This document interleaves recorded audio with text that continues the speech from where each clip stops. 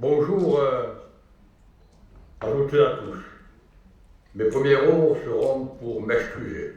M'excuser de ne pas être physiquement parmi vous, mais vous le savez, vous ne le savez pas, mais le Sénat représente les territoires et tous les vendredis, je rencontre les maires de mon département et après avoir un peu hésité pour supprimer cette réunion prévue aujourd'hui, j'ai finalement décidé de continuer à être fidèle à ce que je représente dans la Haute Assemblée. Alors, mes premiers mots iront pour évoquer deux sénateurs qui m'ont précédé dans l'hémicycle.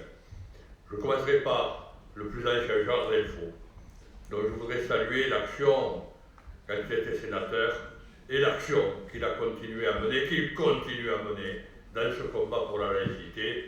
Je crois que Gérard, on te doit beaucoup et je voudrais t'adresser à titre personnel toute mon amitié, bien sûr, mais tous mes remerciements. Et puis, une autre sénatrice, toujours du groupe radical, Françoise Laborde, votre présidente, parce que ce n'est pas d'aujourd'hui qu'elle défend la laïcité.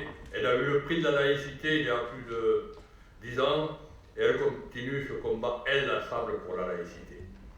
Alors, au sein de cette association égale, eh bien, on continue à avoir des hommes et des femmes qui se battent pour la laïcité. Une valeur quelque peu oubliée, galvaudée. Il y a des tas de déclinaisons de la laïcité par les uns et par les autres. Nous sommes parfois traités de laïcards, mais je crois que nous sommes dans le vrai, vous êtes dans le vrai, dans la défense de la laïcité.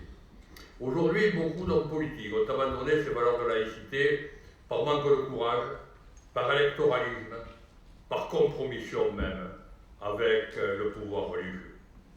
Je suis un républicain, d'abord un républicain, et puis je suis un radical de gauche.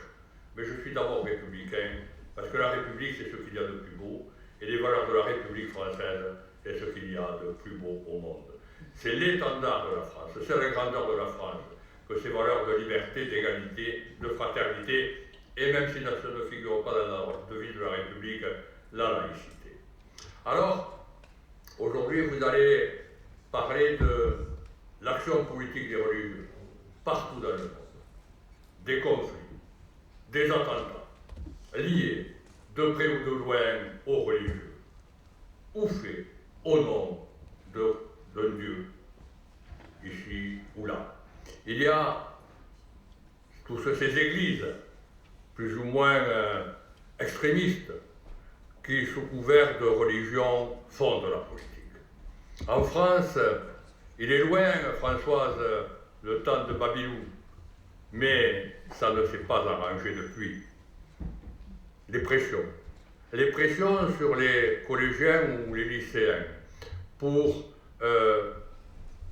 la manière de s'habiller, pour les coutumes alimentaires, avec des injonctions, parfois des menaces et parfois même, on l'a vu, je ne citerai que Montpellier, où cette jeune fille a été molestée, simplement parce que sa tenue vestimentaire ne plaisait pas. Au Sénat, la politique est souvent mêlée aux religieux. On l'a vu souvent, à droite, lorsqu'il a fallu parler du mariage pour tous. On l'a vu à l'IVG et plus récemment pour l'inscription de l'IVG dans la Constitution. On va le voir demain avec le débat sur mourir dans la dignité. Alors, si ce n'était que la droite, ça ne me surprendrait pas. Mais quand je vois qu'au moment de la loi sur les principes républicains, la gauche unanime refuse l'article qui prévoyait une charte de la laïcité pour les subventions, eh bien là je suis triste. Je suis triste, mais comme dit Georges Delfour, je crois à la politique. Je crois qu'il faut continuer à se battre, je crois qu'il faut toujours répéter, convaincre et dire à ceux qui se sont égarés de ces valeurs que la gauche a portées depuis des décennies, depuis des siècles même. La gauche qui a toujours été au cœur, à l'avant-garde du combat pour la laïcité, il faut qu'elle se retrouve unie derrière cette laïcité, et ceux qui ont fait le mauvais choix, qui ont cédé aux sirènes électoralistes ou aux pressions, aux compromissions, retrouvent enfin, aux côtés d'égal, la défense de la laïcité. Pour conclure, le radical que je suis va emprunter une phrase de Jean Jaurès.